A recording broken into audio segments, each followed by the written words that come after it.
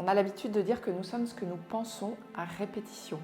C'est-à-dire que plus nous avons des pensées positives, plus nous favorisons un taux vibratoire élevé et donc plus nous agissons avec une réelle puissance individuelle.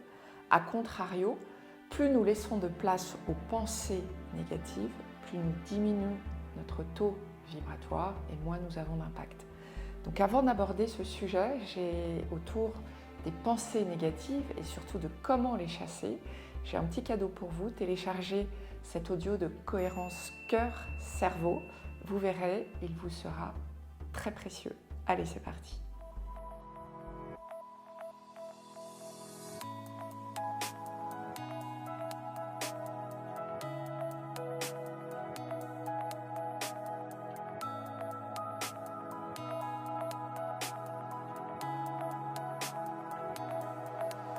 Alors bien sûr, nous sommes programmés à l'échelle de l'espèce, quasi par instinct, à repérer ce qui ne va pas parce que ça peut être vraiment de véritables éléments de survie. Donc nous sommes programmés par ces pensées négatives et également aussi, et là je vais faire bref parce que le sujet serait assez long, par cette programmation liée à l'école, à ce fameux crayon rouge, à ces notes en rouge qui nous ont amenés progressivement à créer des autoroutes neuronales centrées vers ce qui ne va pas. J'ai 4 méthodes à partager avec vous pour chasser ces pensées négatives. Et la première s'appelle la méthode du stop it. On a déjà eu l'occasion d'aborder cette méthode, mais l'idée, c'est que dès que vous repérez une pensée négative, donc le sujet, c'est véritablement de la repérer, dès que vous en avez conscience, vous avez le pouvoir de l'arrêter uniquement par la formulation de ce mot « stop ». Ainsi, vous marquez un coup d'arrêt net à cette pensée négative qui ne va pas vous embarquer dans les méandres de ce taux vibratoire bas qui ne va pas vous laisser tirer vers le bas. Alors la deuxième méthode, c'est la méthode que l'on pourrait qualifier de ridicule. L'idée, c'est que dès que vous repérez une pensée négative, construisez dans votre tête un scénario complètement ridicule, apocalyptique, qui vient contrer ou en tout cas qui vient diminuer la puissance de cette pensée positive dans votre esprit. Je vais prendre un exemple. Vous êtes dans une réunion et soudain survient cette pensée négative que peut-être votre prise de parole à venir pourrait être nulle, pas terrible, qu'on va se moquer de vous. Et donc, si vous laissez ainsi cette pensée négative s'inscrire dans votre tête, dans vos pensées, vous allez altérer votre puissance dans la prise de parole.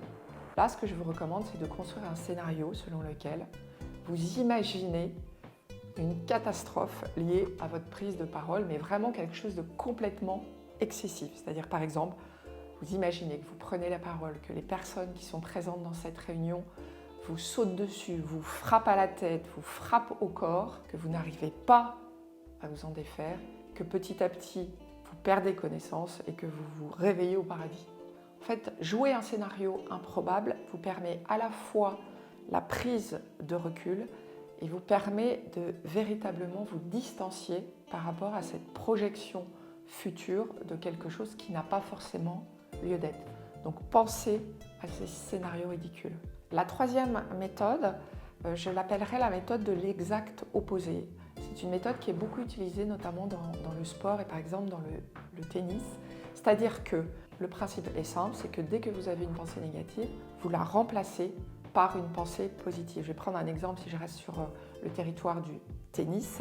Lorsque le joueur vient de perdre le point, immédiatement la remplacer par le point suivant qui va être un point gagnant.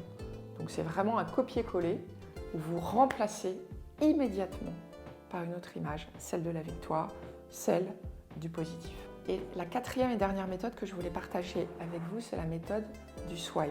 Alors cette méthode, on pourrait considérer que c'est un peu une synthèse des 3 méthodes précédentes et en même temps, elle va beaucoup plus loin au travers de ce mot swipe qui veut dire balayer en anglais. Le principe, c'est que vous repérez la pensée négative. Immédiatement, vous l'associez à une image. Puis, vous balayez au sens physique du terme, vous balayez cette image, c'est-à-dire que vous faites un geste comme si vous étiez en train de l'évacuer, de l'effacer sur le tableau, vous voyez?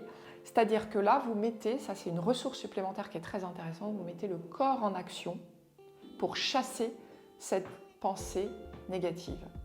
Une fois que vous avez fait ce geste d'effacement de la pensée négative, vous la remplacez par une pensée positive. Et enfin, vous n'hésitez pas à reproduire ce geste, cet effacement autant que nécessaire jusqu'à ce que la pensée négative disparaisse. Peut-être en conclusion, j'aurais envie d'insister sur un point, c'est sur la façon de repérer ces pensées négatives. C'est un véritable entraînement parce que sinon elles vont venir s'inscrire et s'installer en vous sans même que vous ne puissiez les observer. Donc prenez ce réflexe de métacognition, de métaconscience sur votre réalité. Prenez ce réflexe de les identifier, c'est déjà un point essentiel. Et ensuite, pensez à cet effacement au sens propre et figuré. Voilà ce que j'avais envie de partager avec vous dans cette vidéo. J'espère qu'elle vous aura intéressé. N'hésitez pas à partager vos expériences d'effacement. Si vous avez aimé, vous pouvez liker, commenter. On répond à chacun des commentaires et je vous dis à très vite. Bye bye.